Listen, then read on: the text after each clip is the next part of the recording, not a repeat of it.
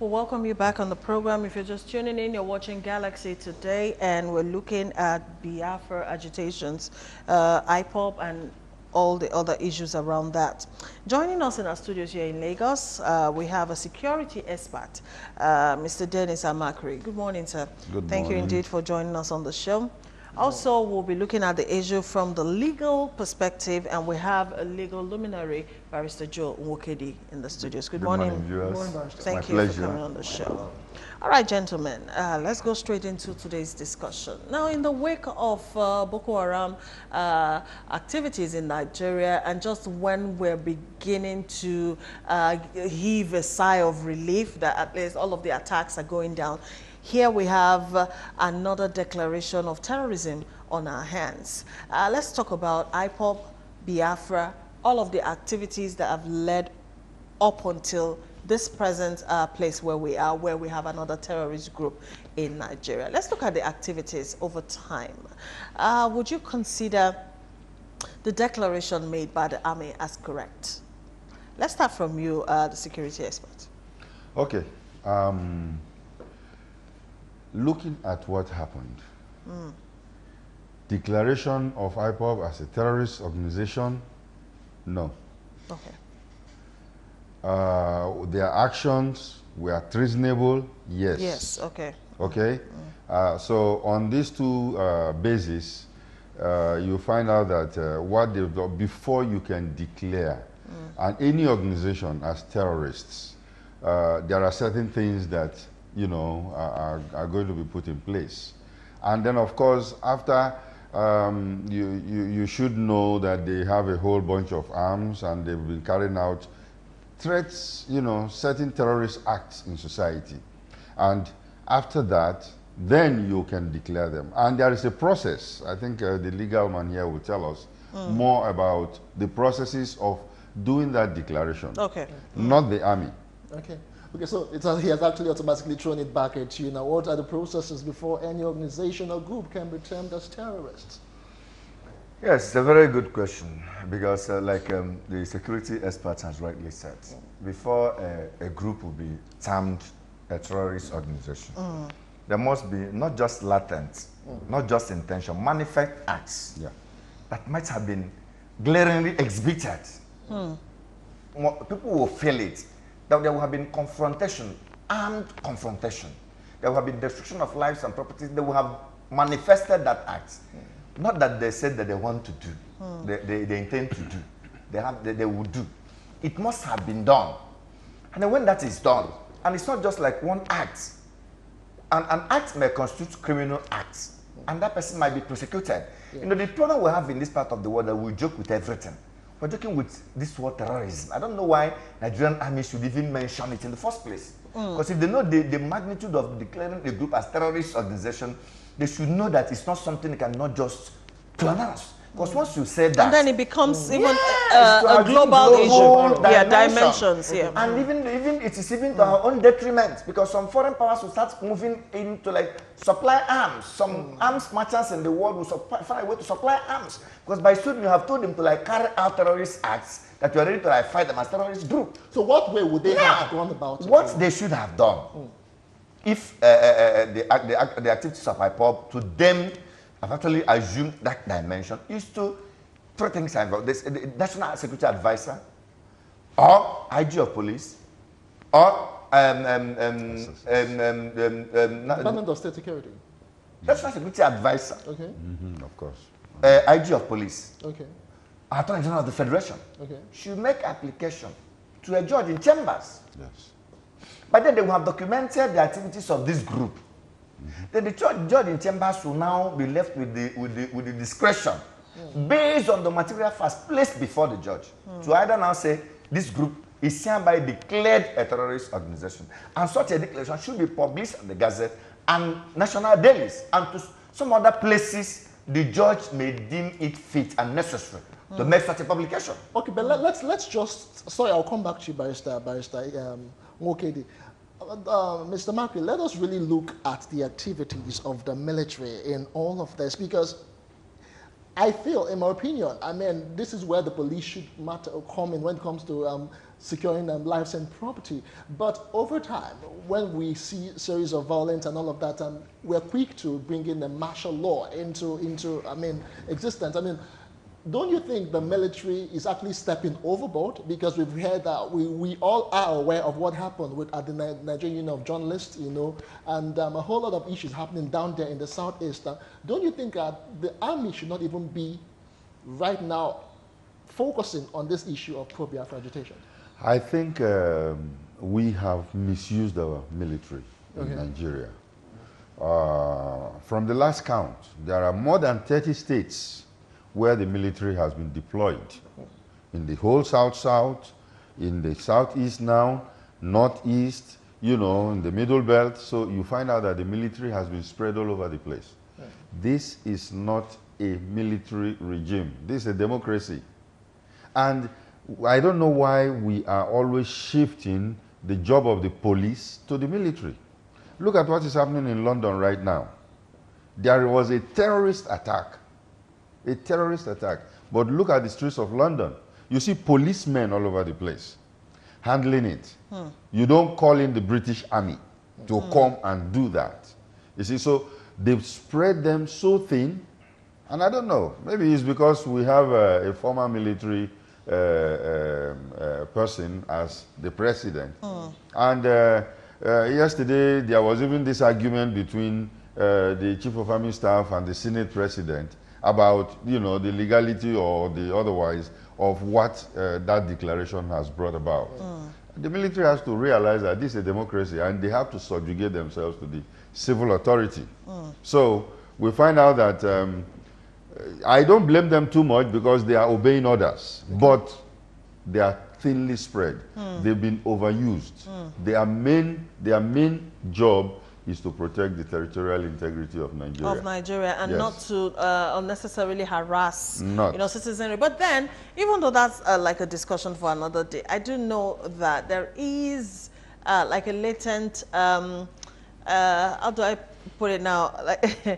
Like people just think that Nigerians only respond to some level of high-handedness. You understand what I mean? So, to the extent that so much regard isn't given to the police as it's given to, the army. Army brings fear and people just behave. No, the military actually is supposed to be called in to perform duties in internal security when the police cannot handle it exactly. again. But you see, when you call them in, and let's go back to the fundamentals.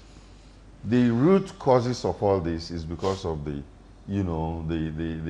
inequality and the injustices that are going on in society, in the Nigerian society today, because if you're really looking for terrorist organizations, we have the Fulani herdsmen who are classified, not by Nigerians, not by Nigerians, but by the Global Terrorist Index as the 4th most dangerous terrorist organization in the world. But Nigeria has not declared that yet.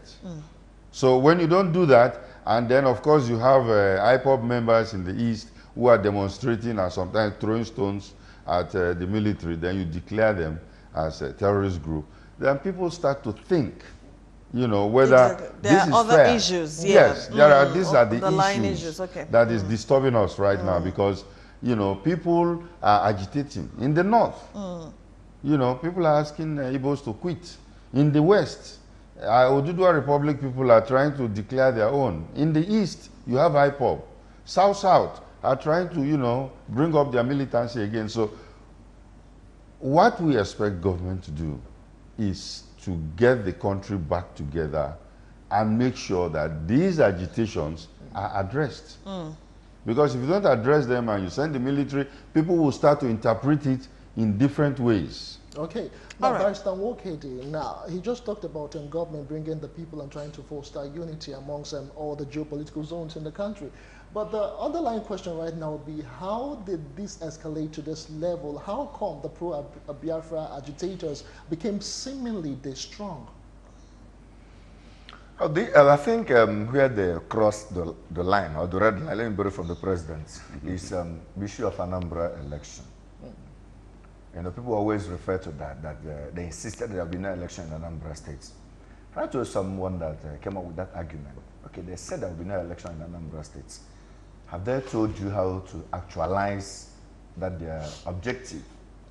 Have they come up to display or manifest, or I mean, have they threatened the election in Anambra? I'm aware the primaries have been conducted, Sure. and it was conducted peacefully. Peacefully, Yes. yeah. And they didn't go there to disrupt the primary elections.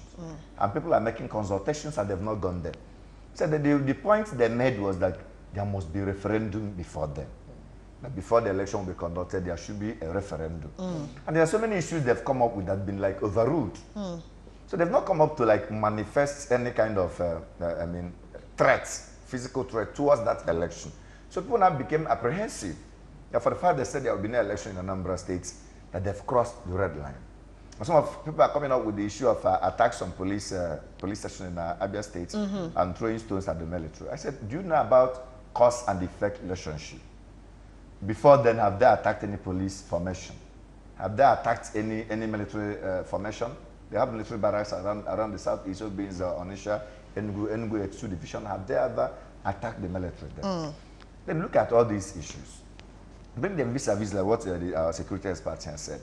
Go to the root cause of these agitations and address the issues. Once this is done, all these issues will be permanently resolved.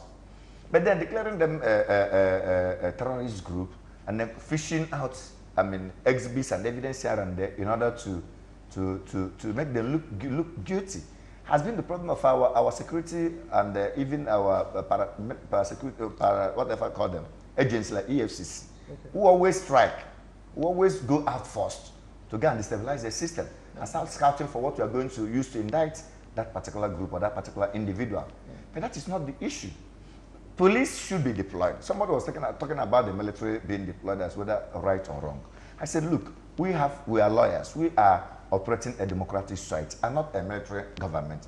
What they have done is that they have suspended the constitution. And that's part of Q. The military people are trying to overthrow democracy and people are keeping quiet.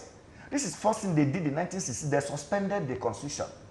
And in 1967 again, they suspended the constitution. Babangida came in and suspended the constitution. Buhari came in also in 1983 and suspended the constitution. And now they are partially suspending the constitution. And we are seeing that the terrorists do or no terrorist group, but the military men are gradually eating into our democratic space by suspending the laws, by not going through National Assembly as prescribed in Section 217 and 218 of the Constitution.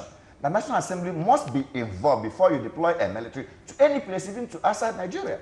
They have carefully circumvented that, and then they have usurped the powers of Anti-Terrorism Prosecution Act of 2011 as amended in 2013, where application must be made, and not by the military. It's by National Security Advisor, Attorney General of the Federation, and IG of Police. Even if they have what they have done have actually achieved the result. Are we now looking for whatever that will achieve result in our democracy, or are we looking at what will follow the law? I've told most of the lawyers talking what I don't like. I said, look, if we're no longer comfortable with what our law says, we'll suspend them, we'll amend them, we'll repeal them, and come up with a law that will accommodate exigency or emergency. But as far as we have all these laws, no matter whatever you are, we must stand whatever we are going to do. And again, just very quickly before we go to and again, the issue that is there any urgency in this IPOB issue? There's no urgency, even if we can make application to the court, which will last for like 2-3 weeks. And I'm saying November, we are saying September. That's where you can come in and tell the court, the judge in chambers, the urgency of this issue of declaration. There's no urgency. IPOB has been there for many years. All right, let's see what Ibadan has to say. We are being joined by the former Nigerian ambassador to the Philippines, Dr. Olufarunbi. He joins us from our studios in Ibadan. Good morning to you. All right, we're looking at the pro-Biafra agitations on the show this morning. Let me take it from where Barrister Nwokedi stopped. He says that by the military intervention now with the Operation Python Dance 2, Nigeria has seemingly suspended the constitution. Now, there's no real urgency, as a matter of fact. What's your opinion concerning that?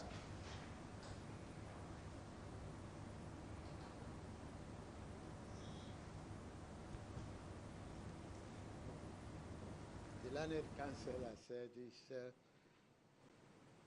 it's true. The processes for declaring any organization a terrorist one is clearly stated in the 2011 as amended by 2013. It said that the Attorney General, the Inspector General of Police, or the NSA that will, with the approval of the President, go to a court in chambers and get a judgment on an ex parte basis. That has not been done. That amounts to a suspension of the law. And we cannot have that in a democracy. Democracy thrives on the subjugation of the military to the civilian authorities.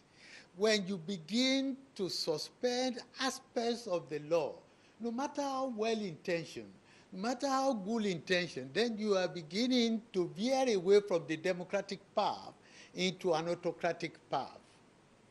And I think that this is bad, because in this matter, what is good must also be legal. There are two issues involved.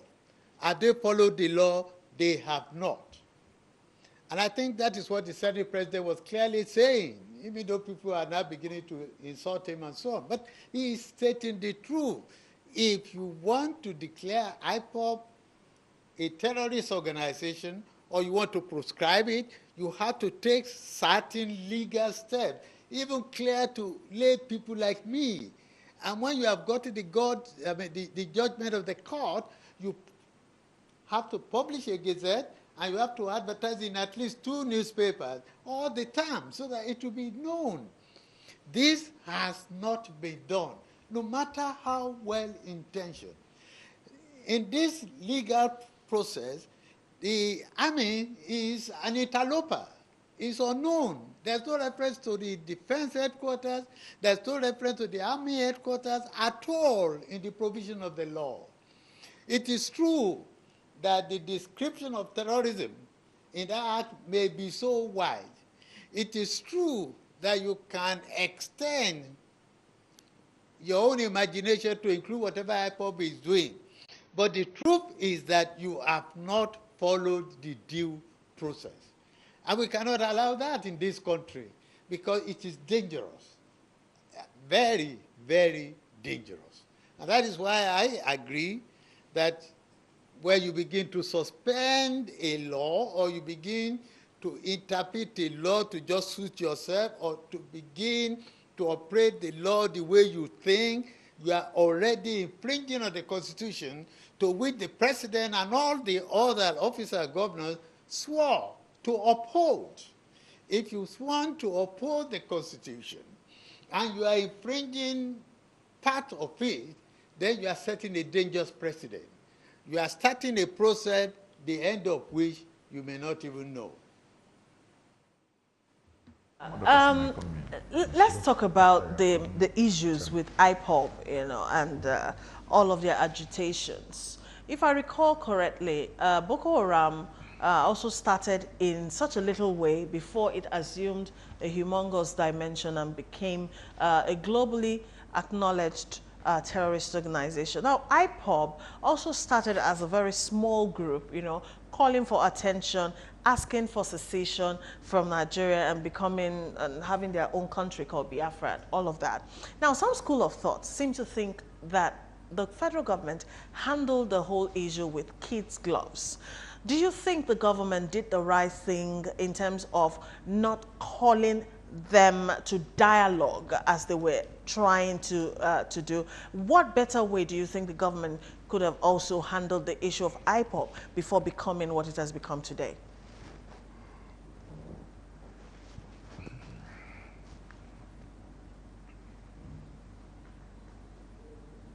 That is a right analysis.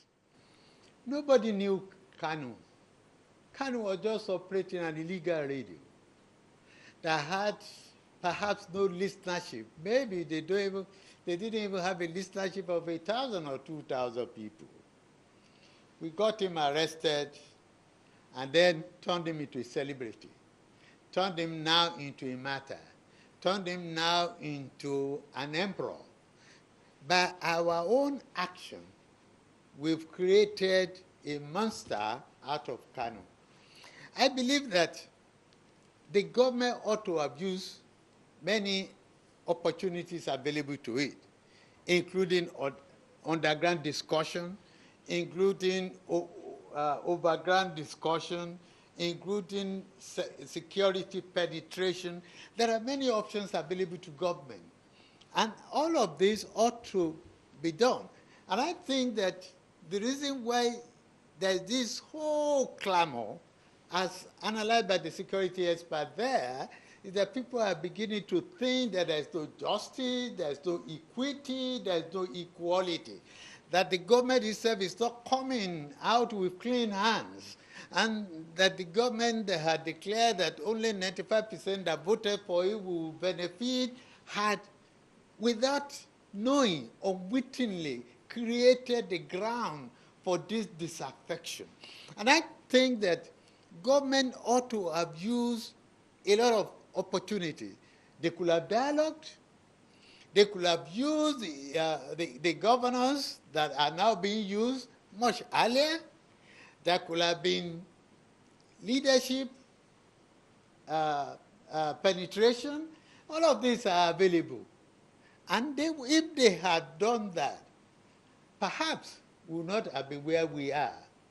And of course, I thought God strengthened when the other parts of the country also were complaining, when they were grumbling, when they were beginning to also talk about self-determination, restructuring, and things like that. And instead of addressing issues, you blackmail those behind it. I mean, if somebody says something different, if any president says something different, the next thing you hear is that he's one of the brains behind the IPOB. If somebody asks for restructuring, you begin to say it's because he wants to draw attention or because he wants to get job. No, so instead of addressing issues when they are insignificant, and when you could have found an answer to them, you do not. And then you allow this to get aggravated by mishandling. And then you turn people who had been pacific into militancy. People who would have just be okay if they had a discussion, if they had a disagreement. A few days ago, I was looking on social media. I saw that a few years ago, Kanu was demonstrating in the streets of London in support of Nigeria. So what had happened? That had taken him from a position 3 years ago of demonstrating in support of Nigeria to a situation in which we are now. And I think this is because somehow we are not handling the matter. We are not behaving like a democratic country. We are not behaving like a democratic government. We are still suffering from the hangover, or perhaps of the military. So we still think that when we put the military into the street, and as the security advisor expert has just said, there are about 24 states. You go around, you go to Ondo State, you go to Ekiti State, you find all of them there. You start wondering what is happening. Is there a war already? Are they protecting the integrity, the territorial integrity of Nigeria by all these numerous checkpoints that they are creating, except that they are terrorizing the mind of the people. And in the process, they are militarizing their psyche. And sometimes they are getting the people to become resistant to the government, or resistant to what would have been a peaceful dialogue system. And I think the government should sit down, take a look at all the agitation. People talk about the Fulani herdsmen. They've been named as a terrorist organization by the global people. People are saying, you have not looked at that. You are looking at IPOB. You have not looked at IPOB. Finish. The people in the West are also talking. The people in the South, they are also talking. So why don't we create an opportunity to dialogue with all these people? Let us come to equity with clean hands. The government should seek to do that. I want to put a question through to the security experts. We'll come back and conclude in Ibadan. Now, he has sort of like, put everything into perspective for us. How, because of not doing the right thing, the government has sort of brought Nnamdi Kanu from a state of irrelevance, into that of stardom.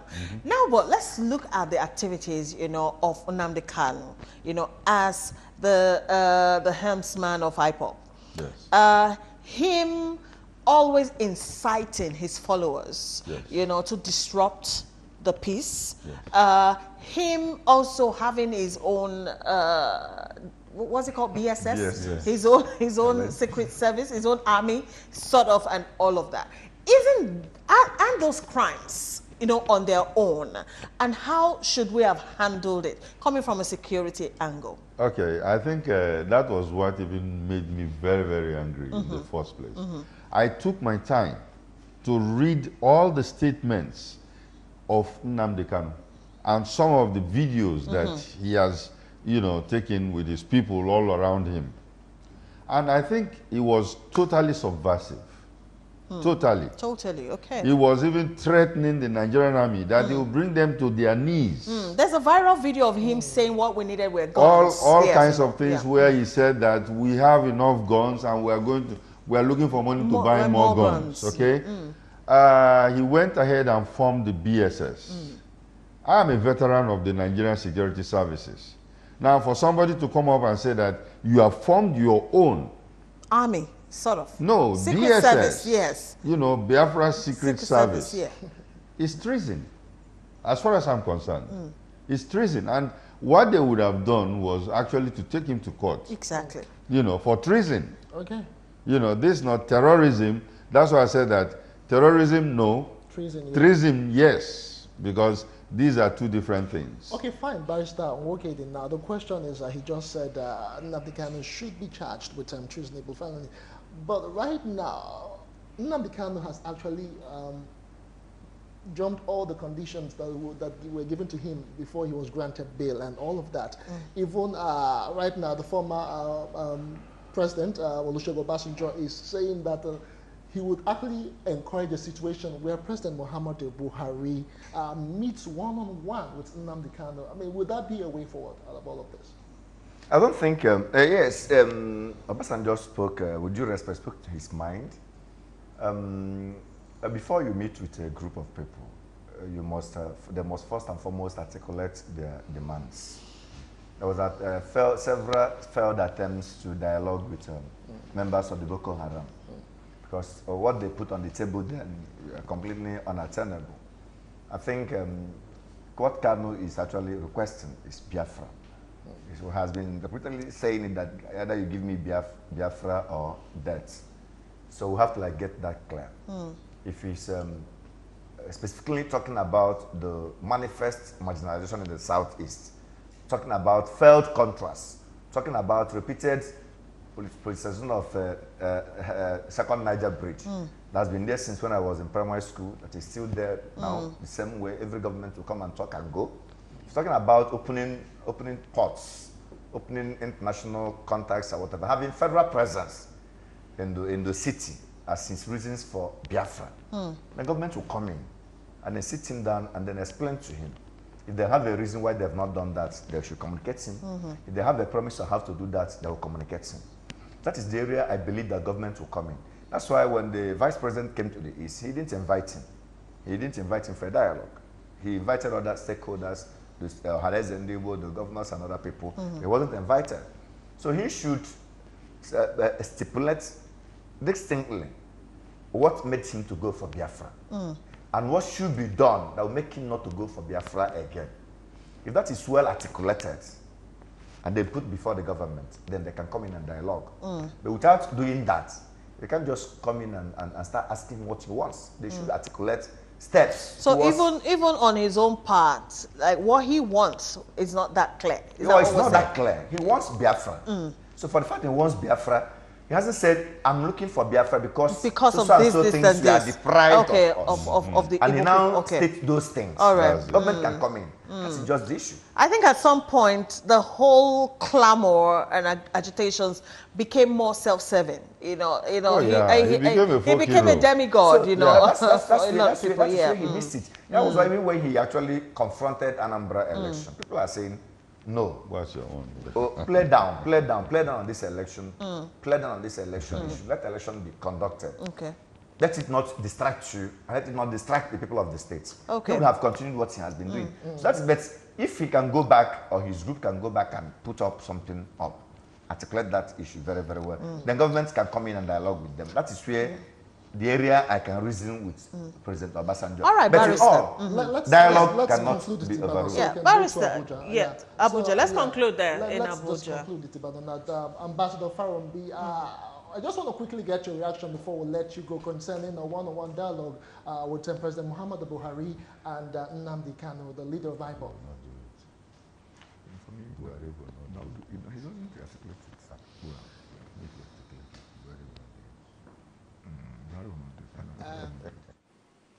To make it a public issue is also a very dangerous precedent. I think the government should establish a linkage, a line, a dialogue line with the IPOB. Whether it should be done by the president himself, I, at this moment, doubt it. Because before you know it, for somebody who has some demagogic traits inside him, he will begin to see himself as a president talking to another president, and that can be dangerous in itself. I support dialogue, but I don't think it has to necessarily be at the level of the president. I don't think so. Dialogue with him. Thank you so very much, Ambassador Olu Farombi. Thank you, sir, for your contributions to the program today. He's a former ambassador to the Philippines. Now, we seem to all be in a consensus to the fact that Nnamdi Kanu could have been picked up on a lot of, other offenses and all of that. But he was never picked up on those offenses. Rather, what we saw play out was a seeming invasion of his house, and then the recent proscribing of the group, plus other things the drama that has been unfolding since last week. This brings me to the question, who is the legal team, or who are the legal team to the federal government? The legal what? Team. Well, who are those advising the federal government? If we all know what is right, do you get my question? They acted woefully in terms of the law. They acted wrongly, and the Attorney General should be held responsible for this. He failed in his duties, or maybe he advised them and they decided to discard his advice. Because prior to this military invasion, because it was an invasion, however you look at it, they invaded Abia State, they invaded the city, they invaded the civilians there. Everybody was looking at it. The argument everywhere was whether Nnamdi Kanu should be rearrested for breaching the bail conditions or not. And Attorney General then came up with his own argument that it was very, very clear that the stipulated bail conditions, which we all know, given to Nnamdi Kanu, have all been breached. Yes. And then what do you do when a bail condition has been breached? You rearrest the person.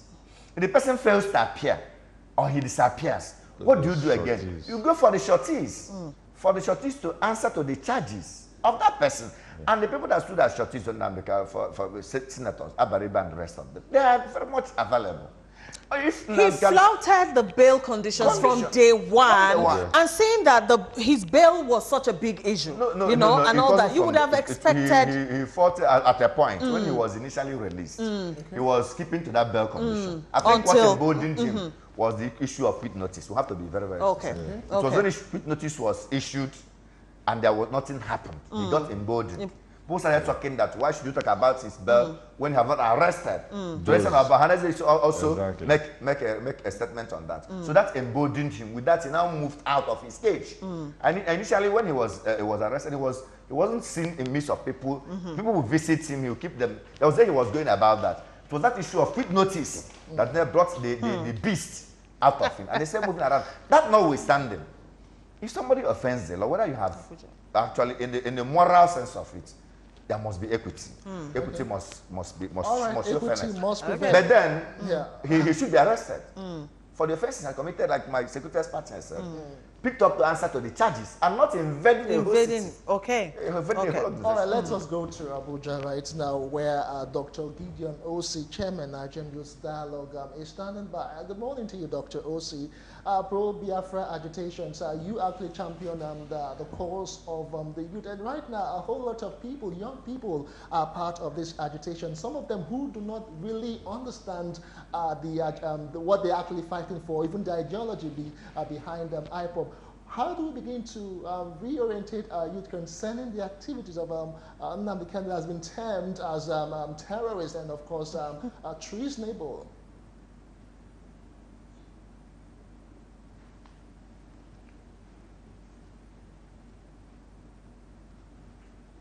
Well, thank you very much. Good morning, Nigerians. We must, at this point in time, again, call for calmness. We must not forget the fact that Nigeria belongs to all of us. Sincerely speaking, we are losing it at this point.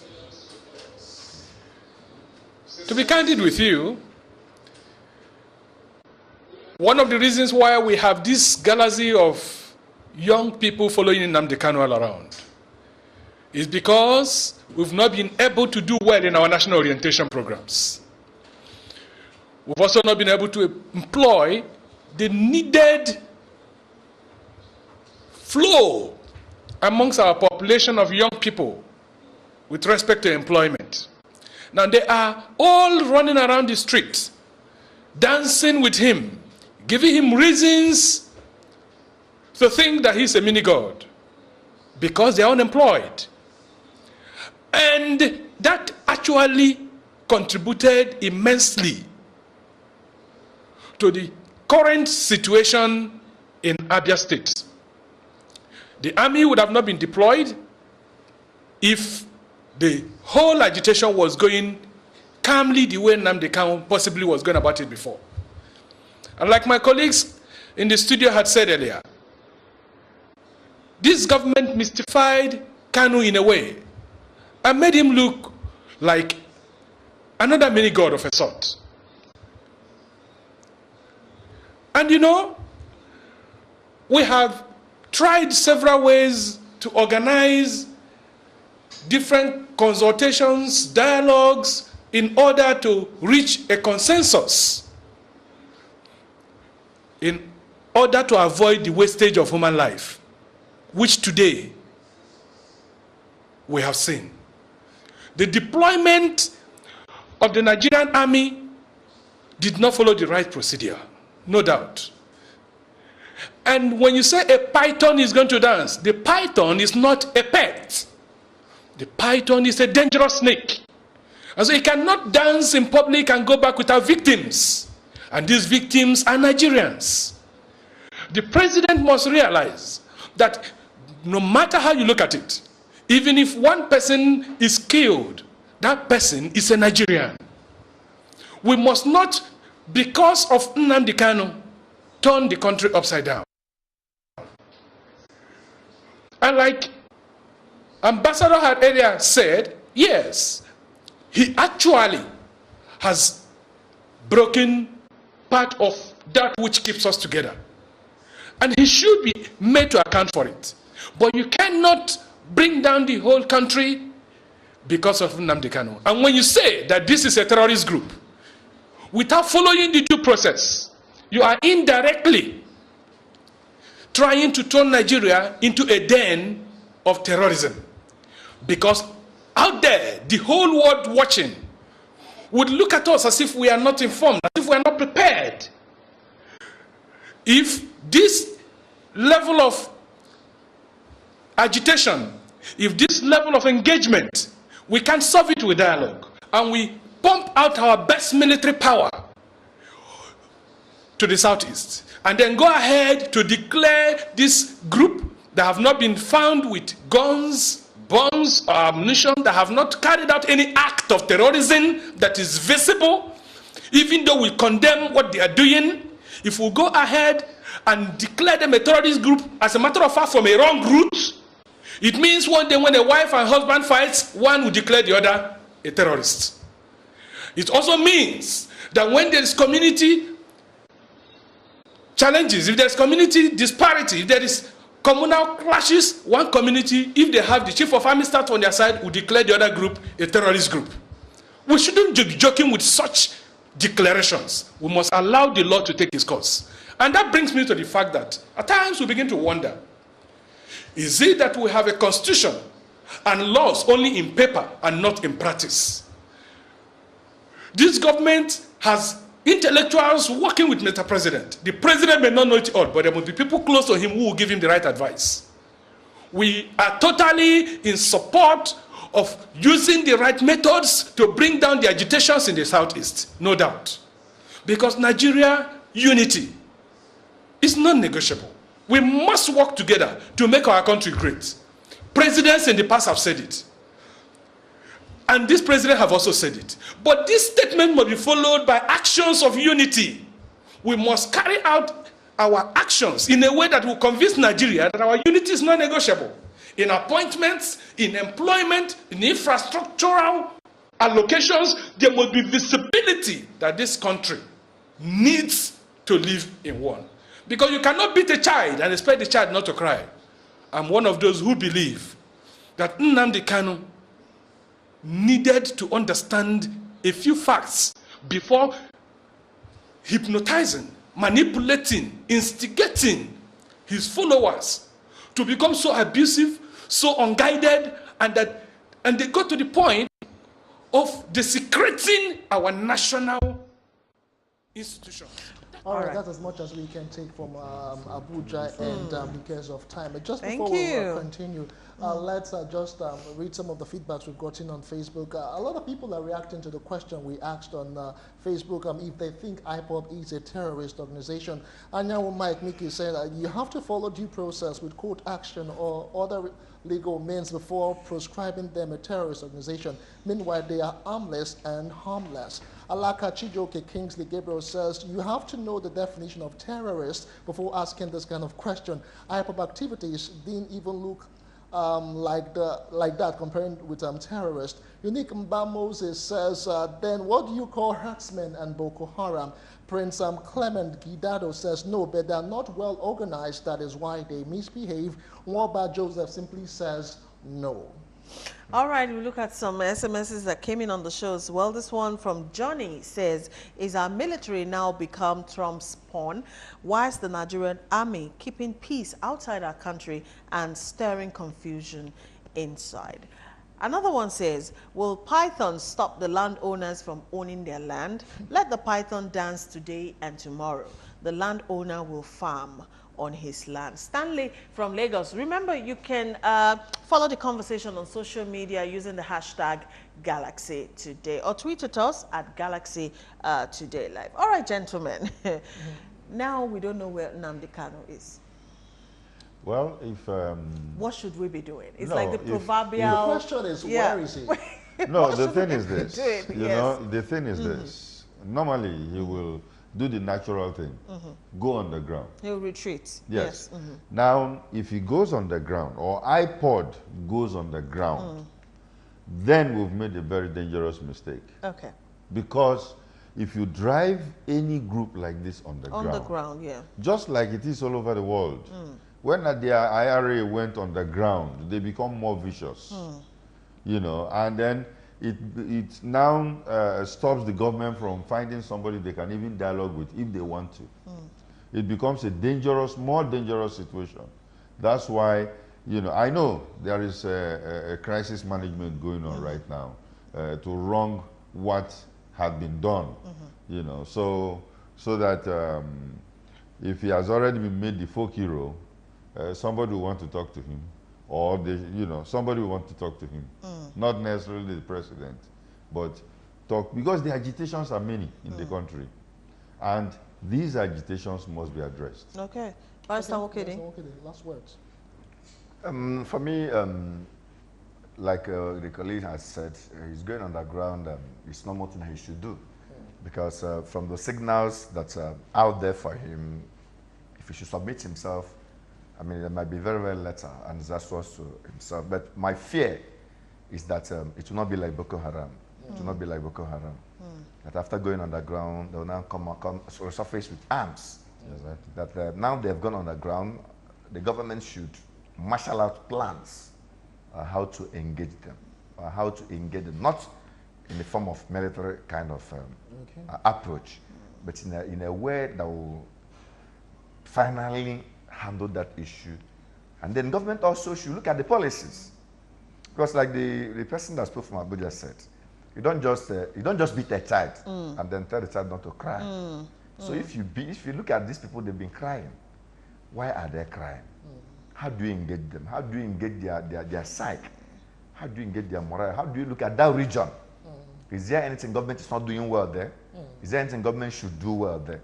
The so-called the appointments they have been clamoring for, they have been criticizing.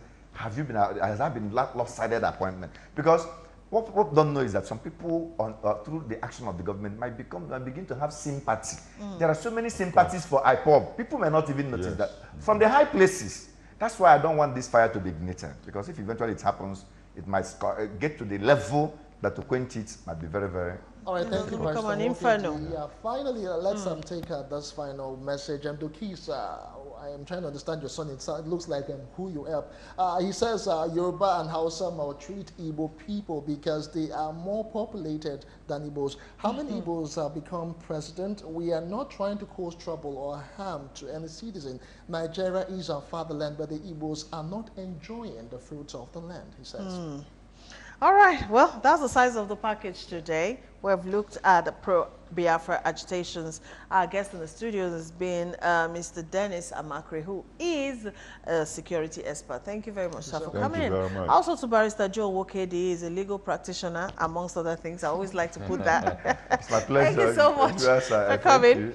All right, we've heard from Ibadan, Dr. Olufarumbi, who is a former ambassador to the Philippines, Dr. Gideon Osi, chairman of the Nigeria Youth Dialogue. Thank you for making the show tick today. Well, we are a nation made up of diverse people, and the issue of our unity is not questionable. Let us all embrace peace.